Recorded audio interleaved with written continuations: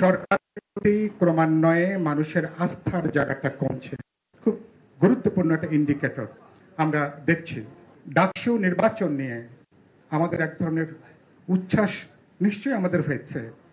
আমরা কিছু অভিযোগ সমালোচনার পরেও আমি বলেছি 2009 সালের পরে অন্য কোনো নির্বাচন নিয়ে ফলাফল জানার জন্য রাত জেগে এরকম কোটি মানুষ কিন্তু টেলিভিশনের সামনে অপেক্ষা করেনি।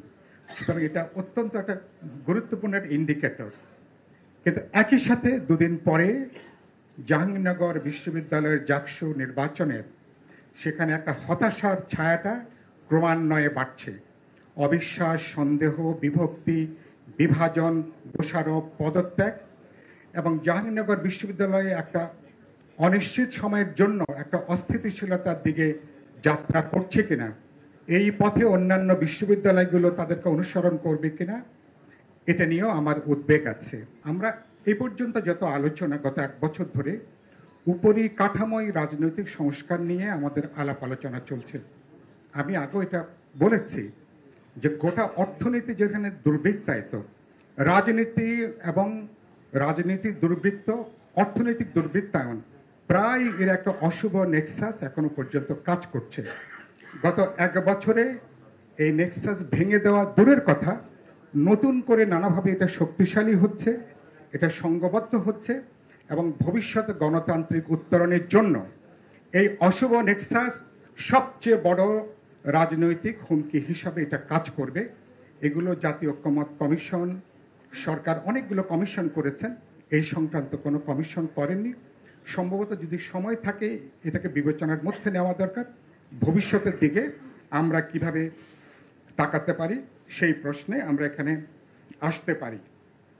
আমি এই মুহূর্তে দুটো সরাসরি প্রশ্ন, গণভোটের যে কথাটা আলোচনার মধ্যে এসছে, আমি ঐক্যমত্য কমিশনে বলেছি সমস্ত প্রশ্নে যদি আমরা একমত হতে পারতাম জনগণের একটা সম্মতির জন্য, নিশ্চয়ই আমরা হয়তো গণভোটে যাওয়ার ব্যাপারে হয়তো একটা সিদ্ধান্ত নেওয়া যেত। কিন্তু এতগুলো গুরুত্বপূর্ণ রাজনৈতিক প্রশ্নে ভিন্নমত নিয়ে, গুরুত্বপূর্ণ নোট অফ ডিসেন্ট নিয়ে গণভোটে যাওয়ার সম্ভবত এটা কোনো বাস্তব কোনো চিন্তা না, বাস্তব কোনো প্রকল্পের জায়গা না। এগুলো একটু হিসাবের মধ্যে আমাদেরকে নেওয়া দরকার। ইতিমধ্যে অভ্যুত্থানকারী দলগুলোর মধ্যে নানা প্রশ্নে বিভক্তি বিভাজন প্রতিদিন বাড়ছে, ইঙ্গিতটা খুব খারাপ। ওই যে আমরা পড়ছি না, ওই ছোটকালে ঈশান কোণে মেঘ দেখা যাচ্ছে, ঈশান কোণে আমি কিন্তু ঝড়ের একটা আভাস আমি কিন্তু এখন দেখতে পাচ্ছি। 2 হলো, ইলেকশন যদি স্থগিত হয়, যদি পণ্ড হয়ে যায়, ও এমনকি ফ্যাসিবাদী শক্তি বাদ দেন, অভ্যুত্থানকারী দলগুলোর মধ্যে, শক্তিগুলোর মধ্যে ভাগ বিভাজন, হিংসা এটা বাড়বে এবং রাজপথে একটা সহিংস বিরোধ ঝুঁকিটা বাড়বে। একটু হিসাবের মধ্যে এগুলোকে নেওয়া দরকার। আমি প্রায় বলে আসছি গত কমাস ধরে একটা সামাজিক নৈরাজ্য এখন, এই নৈরাজ্য খুবই দ্রুত দলগুলোর মধ্যে যখন বিভক্তি বিভাজন বাড়বে, সামাজিক নৈরাজ্য ইমিডিয়েটলি একটা রাজনৈতিক নৈরাজ্যে এটা টার্ন নিতে পারে। সে ব্যাপারে আমি খুবই উদ্বিগ্ন, আমার খুব গভীর একটা আশঙ্কা আছে এবং এ ধরনের একটা পরিস্থিতি তৈরি করবার জন্য দেশের ভেতরে, আমাদের সীমান্তের চারপাশে অনেকে কিন্তু অপেক্ষা করছেন। সেই সুযোগ আমরা প্রকাশ দেব কিনা, তাদের জন্য জমিন তৈরি খুব গভীরভাবে এটাকে বিবেচনার মধ্যে নেওয়া দরকার। প্রকারান্তরে আমরা একটা গৃহযুদ্ধের আশঙ্কাকে বাড়িয়ে তুলব কিনা ভবিষ্যতে, একটু হিসাবের মধ্যে এগুলোকে নেওয়া দরকার। শেষ বাক্য যেটা বলে আমি শেষ করতে চাই, সমাধানটা কি? আমি মনে করি গুরুত্বপূর্ণ হচ্ছে সরকারের রাজনৈতিক ইচ্ছা, সরকারের পলিটিক্যাল উইলটাই এই সংকট থেকে বেরোনোর একমাত্র পথ।